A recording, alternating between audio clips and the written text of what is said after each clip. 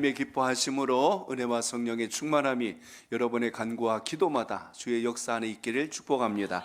말씀의 제목 같이 나눕니다. 기억하시는 하나님. 기억하시는 하나님. 아멘.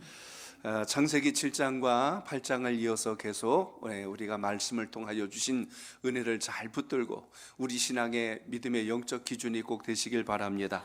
7장은 이제 물로 세상을 심판한 사건의 절정을 이루었고, 이제 8장에 가서는 그것을 회복하시는 하나님의 역사를 우리가 주목하게 됩니다. 세상에 물로 덮였다는 것은 그 어떤 것도 남아있지 않는 상태로 하늘 위에 물이 다 땅으로 쏟아져 내렸고, 땅 위에 있는 물을 포함하여 또 땅의 깊은 샘에 모든 샘이 다 터져서 그것이 온 세상을 다 덮어버린 상태를 우리가 지난 시간까지 살펴봤습니다.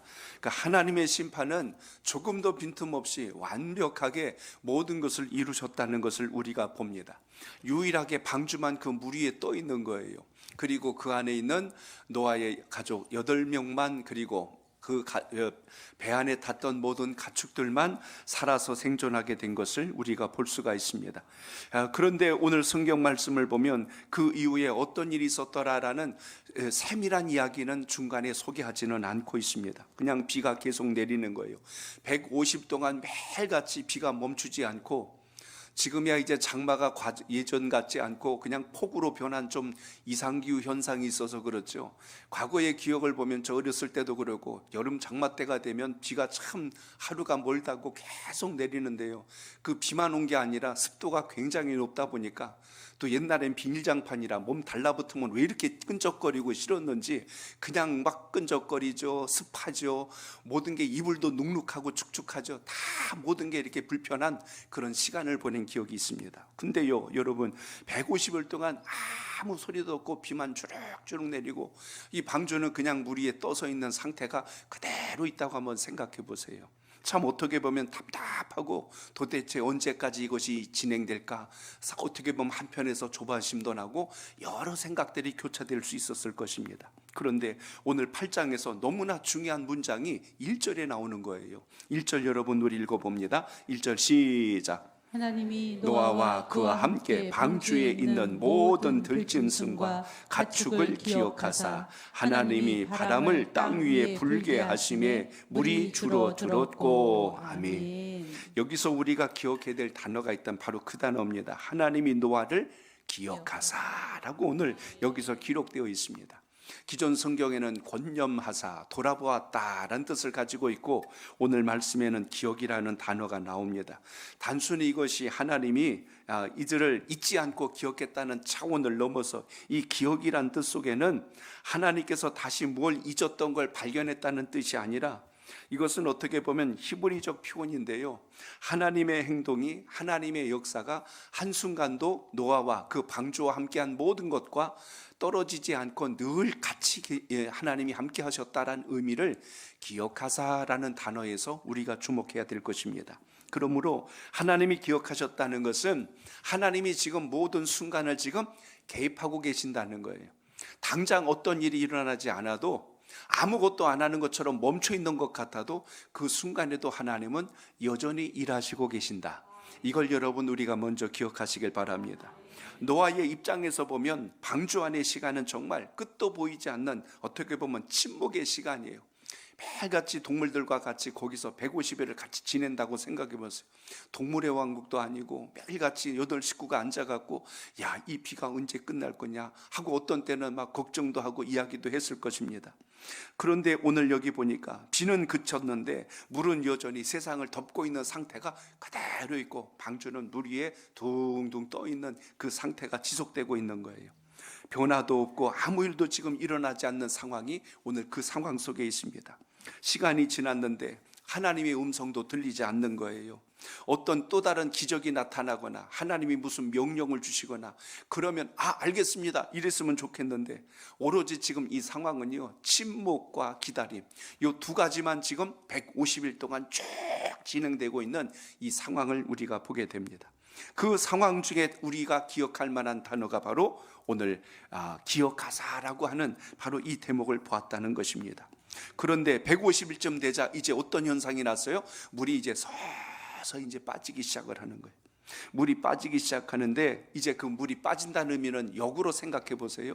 그 전까지는 물이 차고 오르고 계속 올라서 이 땅의 모든 것들을 다 잠겨버렸는데 이제는 물이 내려가고 있는 거예요. 하나님의 심판이 이제 끝이 났다는 의미를 우리가 이 대목에서 보게 됩니다. 그러니까 이제 하나님이 새로운 무엇인가를 시작할 징조를 보았다는 뜻이지요. 그래서 방주를 우리가 지난 시간에 나누기를 이제 마지막 구원의 상징적 의미를 갖는다면 여기서 우린 구원의 의미를 두 가지로 보셔야 돼요. 하나는 방주로 들어가는 게 구원이다. 오늘로 말하면 예수 그리스도를 믿고 영접하는 게 구원이다. 두 번째 구원은 뭘까요? 방주 안에 들어가서 잘 살아내는 겁니다. 믿음 안에 들어와서 신앙 안에서 하나님의 뜻대로 잘 살아내는 것, 이걸 우리가 구원의 또 하나의 열매가 된다는 것입니다. 그러니까 들어가는 것은 어떻게 보면 믿고 영접하니까 쉬운 것 같아요. 근데 그 안에서 산다는 게 사실은 쉽지 않습니다. 축구장 7, 8개 좀 되는 큰 면적이라고는 아무리 말로 표현해도 진짜 중요한 것은 여러분, 그 안에 짐승들과 같이 150일이라고 하는 적지 않은 시간 동안 생활하면서 아무런 어떤 변화가 없는 그 상황을 유지한다는 건 사실 쉬운 일이 아니지요. 그래서 오늘 1절에서 강조했던 것, 우리가 먼저 붙들어야 될 중요한 대목은, 자, 다시 한번 저를 따라합니다. 하나님은 우리를 잊지 않으십니다. 우리를 잊지 않으십니다. 그래요. 아멘. 기억을 회복했다는 것이 아니라 오늘 하나님께서 다시 뭔가 시작하시겠다는, 돌보신다는 의미를 여기서 봐야 합니다. 그래서 이 구원의 다음 단계가 시작되는 선언이 하나님이 기억하사라는 것을 통해서 우리가 주목합니다. 그래서 하나님은 이제 이 기억한다는 표현이 구약 성경의 여러 곳에서 등장해. 하나님이 아브라함을 기억하사, 하나님께서 이스라엘을 기억하사, 하나님께서 오늘 이렇게 또 노아를 기억하사, 이 기억했다는 거 이제 하나님이 무슨 일을 시작하신다는 상징적 표현과 똑같습니다. 그래서 이스라엘 백성들이 애굽 땅에서 430년 동안 노예 생활을 하고 탄식하고 있을 때 출애굽기에 보면 하나님께서 이스라엘 백성들을 기억하사 그들을 이제 돌아보시고 하나님이 일하시기 시작했다는 사실을 우리가 주목하듯이 오늘 여기서 기억했다는 것, 잊혀진 만큼 하나님은 다시 한 번 더 이들을 통하여 새로운 시작을 준비했다는 걸 볼 수가 있습니다. 이 기억하다는 말을 뒤집어 보세요. 잊었다라는 의미와 같습니다. 자, 그럼 잊었다는 의미를 우리 일상생활에서 한번 적용해 볼게요. 여러분이 살면서요, 누가 여러분을 기억해 주지 않는다. 인생이 제일 힘들 때가 언제냐면 나의 존재감을 아무도 알아주지 않는 거예요. 아무도 나를 기억해 주지 않는 거예요. 투명인간 취급하는 거예요. 그래서 우리가 학창 시절에 아이들 학교 다닐 때 이 왕따라고 하죠. 따돌린다는 것처럼 그 마음의 정신적 고통은요, 이루 감당할 수가 없는 거예요. 소외시켜 버리는 거. 그래서 우리도 마찬가지입니다. 누군가 나를 생각하고 누가 나를 기억해 주면 이렇게 참 고마울 때가 없거든요. 근데 하나님께서 나를 잊으신 것이 아니라 나를 기억하시고 나를 살펴보시고 나를 돌보시고 있다는 것이 느껴지기 시작할 때 우리는 세상을 살아갈 때 결코 외로운 존재가 아니라는 것을 여러분 잊지 않길 바랍니다. 그렇기 때문에 우리가 사실 하나님을 만질 수 있어요? 만질 수 없어요. 그렇다면 여러분, 주의 음성이 내 귀에다 무슨 스피커에다 대고 사랑하는 누구 야으 야으 해주면 얼마나 좋겠어요. 근데 그 소리도 안 들려. 심지어 우리가 주님을 볼 수도 있는 것도 아니에요. 하나님은 영이시라 볼 수도 없고 만질 수도 없고 그 음성을 옆에서 듣는 것도 아니에요. 그런데 그 하나님이 나와 함께 하신다는 것을 우리가 느끼고 마음속에서 그것을 감동으로 깨닫는 순간 우리는 이 세상에 어떤 위기와 어려움이 와도 견뎌낼 힘이 있다는 걸 잊지 않길 바랍니다. 내가 외롭고 고통스럽고 힘들 때 하나님께서 나를 잊으신 것이 아니란 걸 깨닫게 되면 두려움이 사라져요. 걱정도 사라집니다. 그런데 오늘 노아를 한번 다시 되돌아봅니다. 노아도 마찬가지였을 거라고 저는 충분히 생각하는 게 뭐냐면 150일 동안 아무 소리가 없이 그냥 배만 둥둥 떠가고 있을 때 노아가 무슨 생각을 했을까요? 한편엔 이런 마음도 들었을 겁니다. 하나님이 나를 혹시 잊으신 거 아닌가? 혹시 이 홍수는 도대체 언제 끝날 건가? 혹시라도 우리가 영원히 여기서 그냥 이렇게 떠다니면 어떻게 하지? 아마 이런 생각도 순간순간 들어올 수 있었다는 이야기입니다. 그러니까 나를 기억해주고 나를 깨닫게 하는 그 감각이나 신호가 없을 때 우리는 참 두렵고 때로는 답답한 상황이 지속될 수 있다는 것입니다.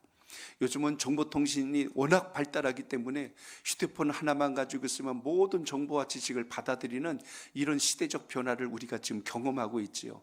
그래서 과거에 집에 있던 그냥 집 전화가 아니라 이제 요게 조금씩 변화하면서 나타난 그 중간 과도기 중에 여러분 삐삐라는 게 있었어요. 여러분 그때는 그거 하나 들면요 굉장했습니다. 부자였어요, 부자. 그거 받고 이렇게 하면은 너 그거 있냐 하고 지금 이제 뭐 최신형 휴대폰을 가진 것처럼 굉장히 부러움을 샀죠. 서로 연락하잖아요. 빨리 오라고 뭐 8282 이렇게 해가지고 신호 보내서 오라고 이야기하고, 사랑하면 무슨 뭐 천사 뭐 이런 거 있잖아요. 또 무슨 뭐 있어요? 이런 거 3535?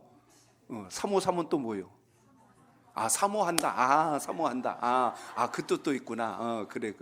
사모한다고 이렇게 해가지고 그래서 이렇게 보내기는 합니다. 근데 어떤 친구들은 문자가 안 와. 다른 친구들은 다 삐삐 하고 있는데 내 거는 안 울려. 그래서 아무도 모를 때 공중전화가 가지고 확인이 되잖아요. 자기한테 걸어가지고 내 거 죽은 거 아니구나 하고 확인하듯이. 신앙생활을 한참 하는데 어떤 분은 기도만 하면 응답받았다고 하는데 도대체 내 하나님은 어디가 계신지 만나주지도 않고 응답도 없고 왜 내 삶은 아무것도 없는 거지?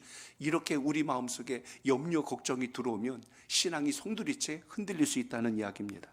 오늘 본문 속에 마찬가지예요. 노아도 지금 이런 시간들을 지금 보내고 있었는데 오늘 기도는 했지만 우리 삶 속에도 변화가 있지 않거나 약속은 붙들었는데 현실은 그대로 가고 있다면 마음속에 두려움이 밀려오기 시작합니다. 이상하다. 나 기도했는데, 나 하나님 말씀 믿는데 왜 내 삶은 달라지지 않지? 하나님이 혹시 나를 잊은 건 아닐까 하는 이런 생각들이 올 수도 있다는 이야기입니다. 그런데 오늘 8장에 보면 하나님께서 기억했다고 선명하게 기록해 주신 것을 보면 하나님은 잊으신 것도 아니고 버리신 것도 아니고 이제 하나님께서 준비한 때가 되어서 일을 시작하시려고 지금 진행하고 계신다는 것을 여러분 기억하시기 바랍니다. 다윗이 인생에 수많은 위기와 어려움을 겪었어요. 근데 여러분 다윗이 그 위기 속에 시험 들거나 넘어졌다는 말이 없어요. 오히려 더 그 안에서도 하나님 앞에 더 견고하게 친밀하게 간 걸 볼 수가 있죠. 그 마음을 고백한 시가 뭐냐면 시편 18편입니다. 거기에 1절과 2절만 보면 다윗이 하나님과 얼마나 친밀한 관계를 지켰는지를 알 수가 있습니다. 우리 두 절을 같이 읽어보겠습니다. 시작. 나의 힘이신 여호와여, 내가 주를 사랑하나이다. 여호와는 나의 반석이시요 나의 요새시요 나를 건지시는 이시요 나의 하나님이시요 내가 그 안에 피할 나의 바위시요 나의 방패시요 나의 구원의 뿌리시요 나의 산성이시로다. 아멘. 아마 다윗이 그 뒤에 나열하라면 끝도 없이 했을 겁니다. 수많은 위기 때마다 하나님이 다윗을 붙들어 주시고 건져 주시고 위기에서 살려 주시고 그걸 알았기 때문에 고난이 아무리 힘들고 어려워도 다윗은 그것에 의해서 꺾이지 않는 것을 우리가 보게 됩니다.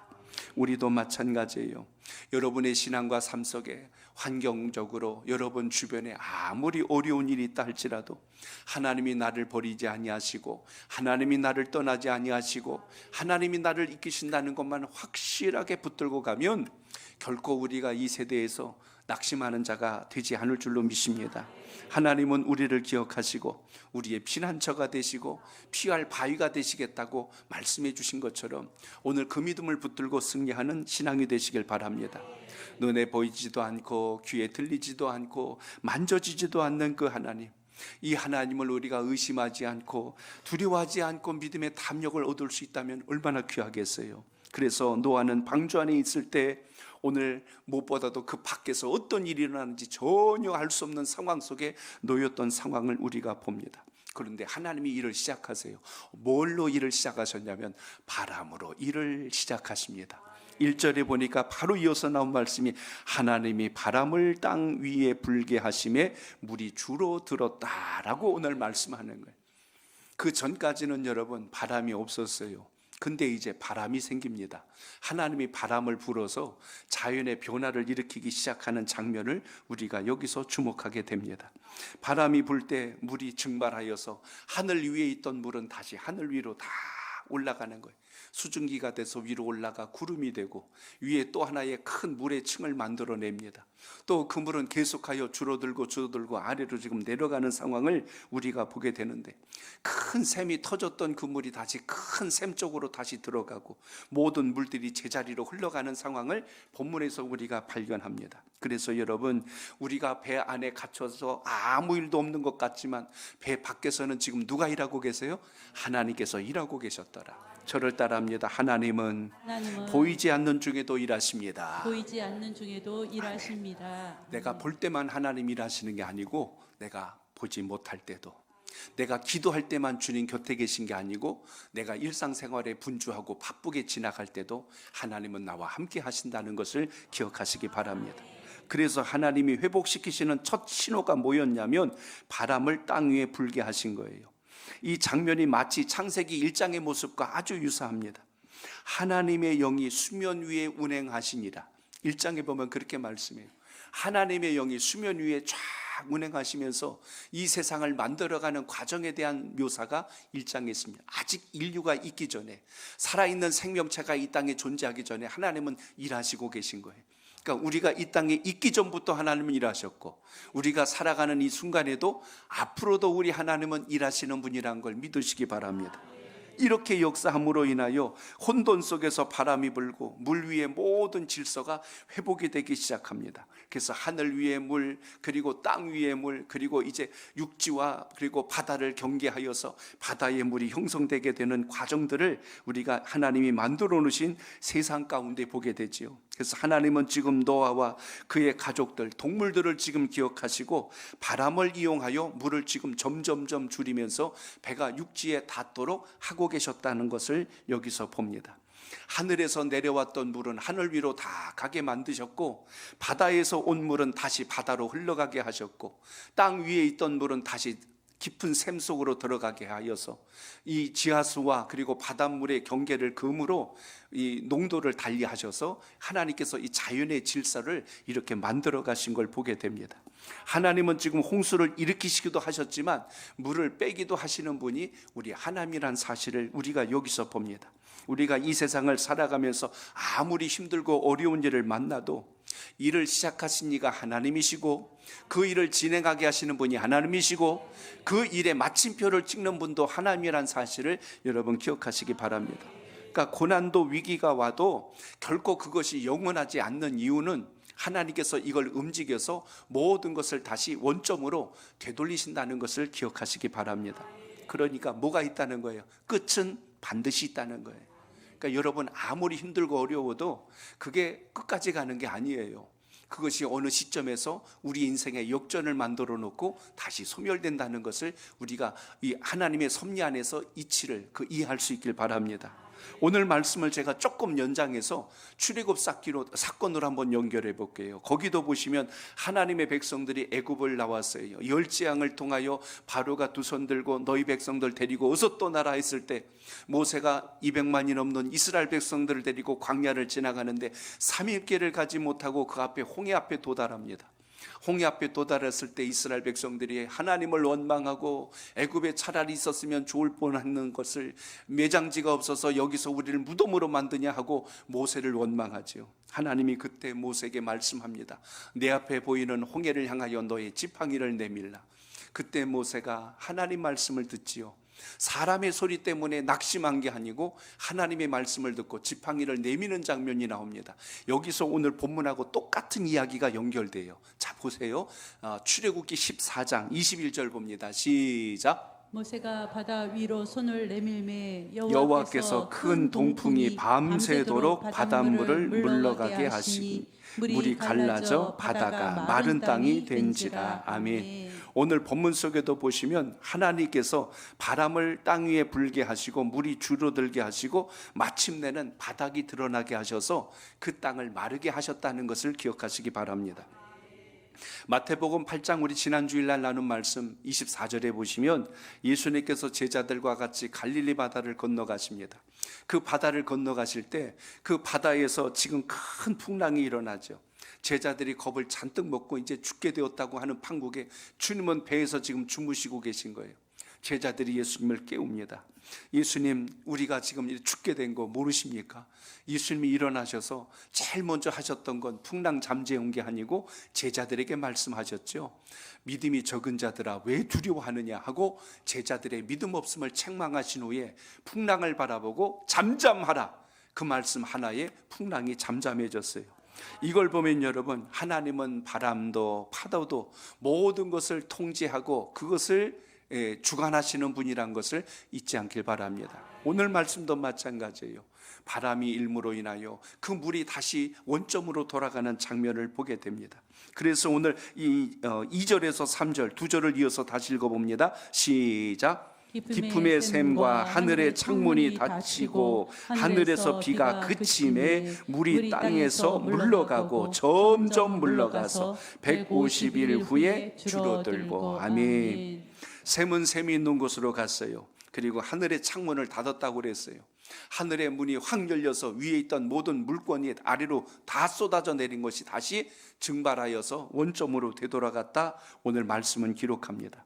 하나님의 심판은 멈췄습니다. 비도 멈췄어요.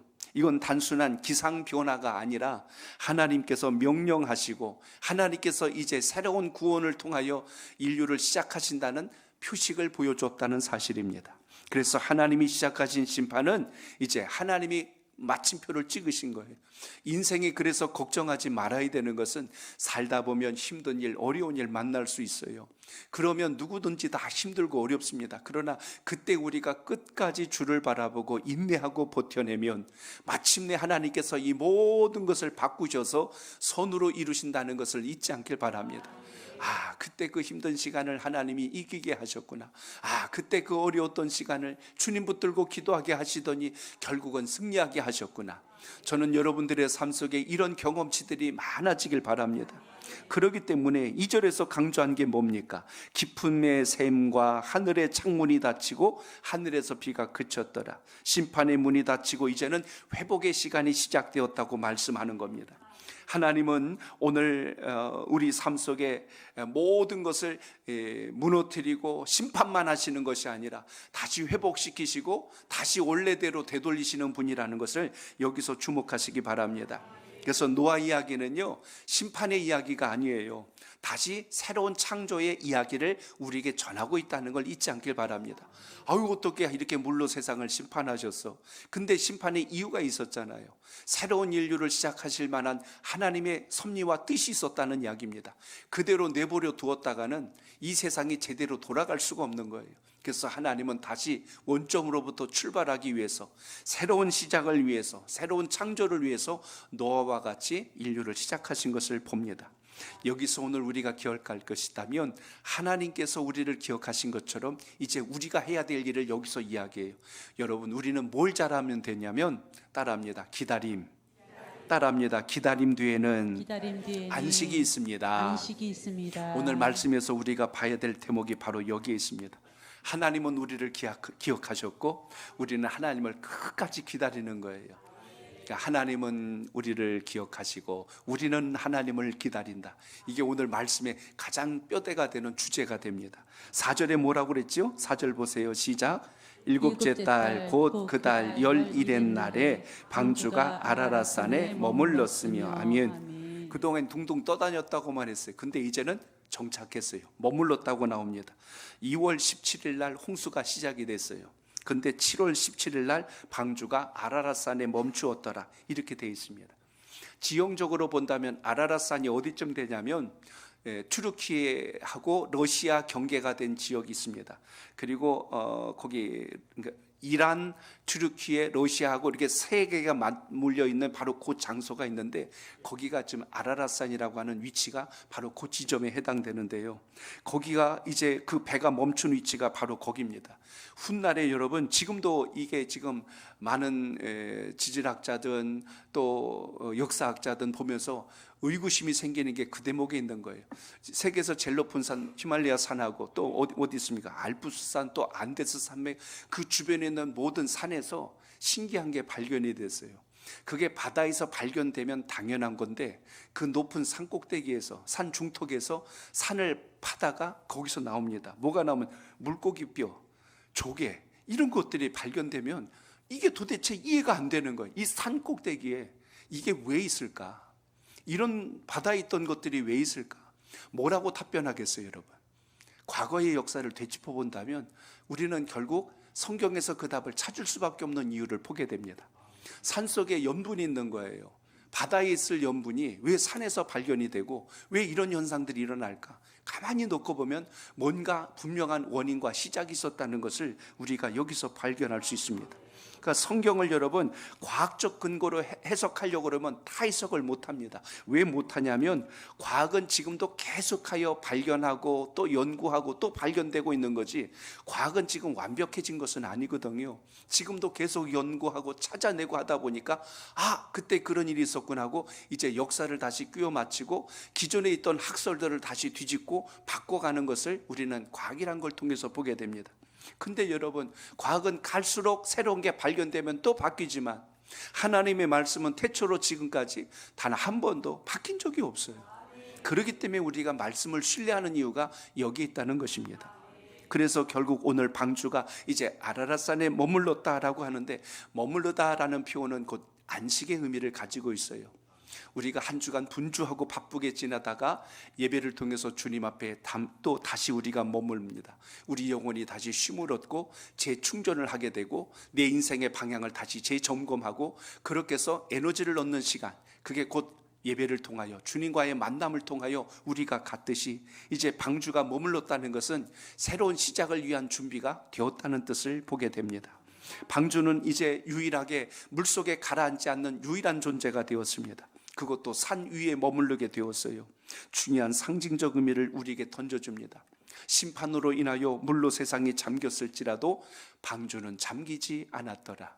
이 세상이 어떤 심판이 온다 할지라도 하나님의 백성들과 주의 나라는 하나님께서 온전하게 붙들고 계심을 오늘도 기억하시기 바랍니다. 그러므로 오늘 하나님의 보호는 단순히 우리를 위험에서 보호하시는 차원이 아니라 새로운 세상을 시작하기 위한 준비의 과정이었다는 것을 우리가 이 대목에서 보게 됩니다.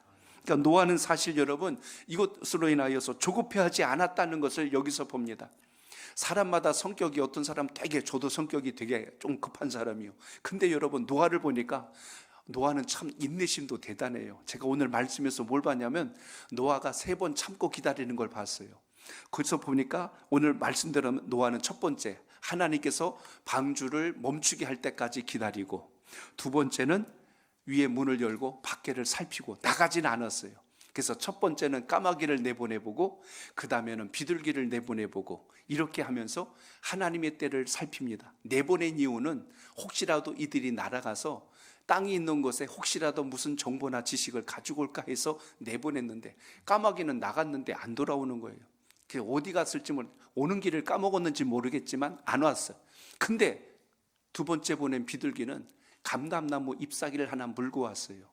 물고 왔다는 뜻은 뭐죠? 물이 빠지면서 나무를 발견하고 그 잎사귀를 물고 왔다는 걸 보면 물이 더 빠지고 있구나, 이걸 발견하도록 했다는 겁니다. 이쯤 되면 벌써 뛰어나가도 12번은 나갔을 텐데 근데 노아가 안 나가요. 언제까지냐면 하나님이 나오라 하실 때까지. 그래서 제가 중요한 걸 봤어요. 노아는 자기 생각대로 가지 않았다. 물론 까마귀나 비둘기 내보낸 건 하나님이 보내란 거 아니에요. 그렇지만 중요했던 것은 하나님께서 배가 멈출 때까지 기다렸고, 두 번째는 살피면서 기다렸고, 세 번째는 다시 하나님이 나가라 하실 때까지 기다린 것. 그러니까 기도라고 하는 것이 우리 입장에서 보면 되게 답답하고 오랜 시간 같습니다. 근데 하나님께서 우리를 통하여 일하는 시간이라는 것을 여기서 우리가 살필 수 있길 바랍니다. 그래서 믿음은 즉각적인 결과를 요구하기보다는 하나님의 때를 기다리는 게 지혜로운 것이다. 이걸 우리가 알고 기도하는 것이 중요하다는 사실입니다. 그러니까 기다림은 믿음의 훈련 가운데 가장 깊은 훈련이에요. 사실 기다린다는 거 쉽지 않습니다. 내가 지금 이거 맞나 하는 수많은 의심들이 내 안에서 갈등을 일으키는 시간이기 때문에 하나님을 신뢰하고 기다린다는 것은 내 생각보다 주님의 섭리를 우선할 수 있는 영적인 훈련의 과정이라는 것을 기억하시고 그 믿음이 여러분 속에 있길 바랍니다. 노아가 문 억지로 열고 밖으로 뛰쳐나가지 않았어요. 하나님이 열어주실 때까지 기다렸고, 그리고 그 믿음은 결국 자신의 생각이 아닌 하나님의 뜻에 철저히 순종한 것을 봅니다. 그래서 오늘 11절에 보면 비둘기가 나가서 감람나무 잎사귀를 물고 오는 장면이 나와요. 11절 봅니다. 시작. 저녁 때에 비둘기가 그에게로 돌아왔는데 그의 위에 감람나무 새 잎사귀가 있는지라 이에 노아가 땅에 물이 줄어든 줄 알았으며. 아멘.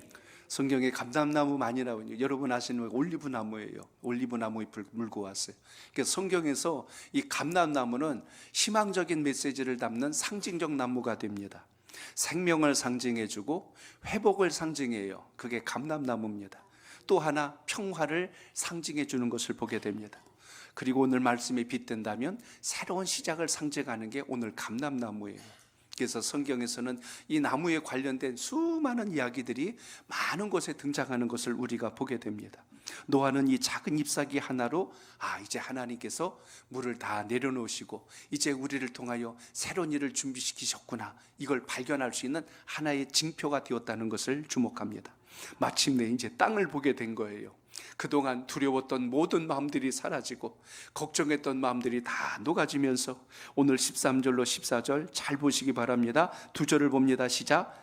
601년 첫째 달 곧 그 달 초하루에 땅 위에서 물이 거친지라 노아가 방주 뚜껑을 제치고 본즉 지면에서 물이 거쳤더니 둘째 달 21의 날에 땅이 말랐더라. 아멘.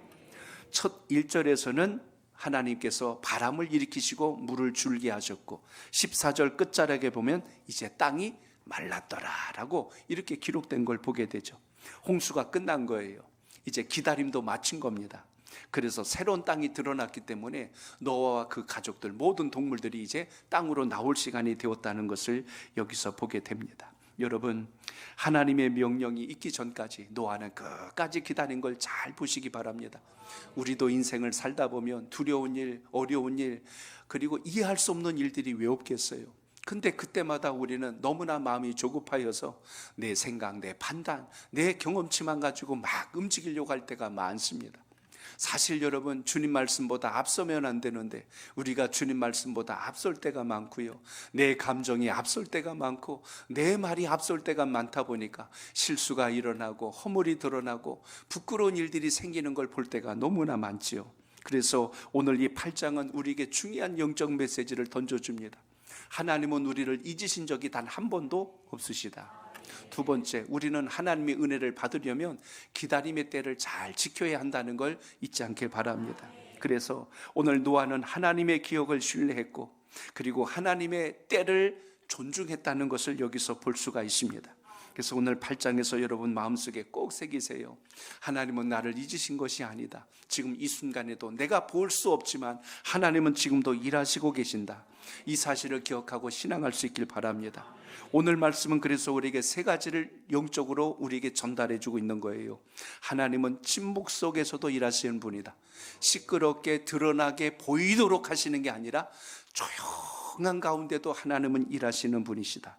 보이지 않는 그 순간에도 하나님은 구원의 계획을 성취하신다는 걸 기억하시고 믿음 갖고 기도하시길 바랍니다. 그리고 하나님의 기억은요, 하나님이 기억하신다는 건 행동으로 보여주신다는 뜻이지 아무것도 없는 것처럼 덮는다는 의미가 아니라는 것입니다. 그래서 노아로 하여금 마침내 드디어 물이 다 내려가고 육지가 보이는구나, 땅이 보이는구나, 이런 희망의 메시지를 던져주신 것처럼 그것을 우리가 붙들게 됩니다. 그리고 여러분, 기다림도 여러분 신앙이란 걸 잊지 않길 바랍니다. 행동하는 것도 신앙인데요, 잘 기다리는 것도 믿음이다. 오늘 그 기다림 속에서 하나님의 역사가 시작됨을 기억하시고 하나님은 오늘 노아에게 말씀으로 역사하십니다. 내가 너를 잊지 아니하였다 보여주신 거예요. 내가 너를 버린 적이 없느니라, 이거 보여주신 겁니다. 내가 너를 떠난 적이 없느니라. 그래서 여러분, 성경의 모든 인물들이 이 말씀과 이 은혜를 알기 때문에 어떤 고난도 어떤 역경도 어떤 위기가 와도 휘청거리지 않은 거예요. 그래서 여러분, 여러분의 생각과 감정을 가지고 신앙하지 말고 하나님은 여러분을 잊지 않으시고 하나님은 여러분을 버리지 않으시고 하나님은 여러분을 떠난 적이 없다는 사실을 믿고 오늘도 담력을 갖고 기도하시길 바랍니다. 노아가 그 은혜를 입은 사람이에요. 그래서 오늘 여러분, 우리도 예수 그리스도 안에 있으면, 믿음 안에 거하면 하나님의 기억 안에 있다는 사실을 잊지 마시고 그 믿음이 살아있길 바랍니다. 당장 응답이 안 되면 우리는 답답한 것을 합니다. 또 끝이 보이지 않으면 두려움을 느끼는 것 지극히 당연할 것입니다. 그러나 오늘 하나님께서 구원의 방주 안에서 아무 일도 없이 그대로 멈춘 것 같지만 하나님은 그 방주에 나오기까지 주변의 모든 상황들을 준비해 나가시면서 물이 줄어들게 하시고 묻이 드러나게 하시고 새로운 세상이 시작할 수 있도록 모든 준비를 마치신 것처럼 우리가 늘 기도와 말씀을 의지하여서 주님의 역사 안에 거하시길 바랍니다. 당장 우리 마음속에 두렵게 하는 권세 앞에 눌리지 마시고 주의 약속을 끝까지 신뢰할 수 있는 믿음의 담력이 있기를 바랍니다. 침묵은 하나님이 사라진 시간이 아니라 준비하시는 시간이로구나, 이렇게 기억하시면 정확합니다. 오늘 하나님도 오늘 여러분을 기억하십니다. 여러분의 기도를 기억하시고 여러분의 눈물을 기억하시고 여러분의 기다림을 기억하실 뿐만 아니라 순종하고 나가는 여러분의 발걸음을 지금도 보고 계신다는 것을 잊지 마시고 우리 다 함께 다시 한 번 더 오늘 이 8장의 중요한 메시지, 하나님은 우리를 기억하신다, 우리는 주님을 기다린다, 오늘 이걸 확고하게 붙들어서 승리하는 신앙이 되시기를 주의 이름으로 축복합니다.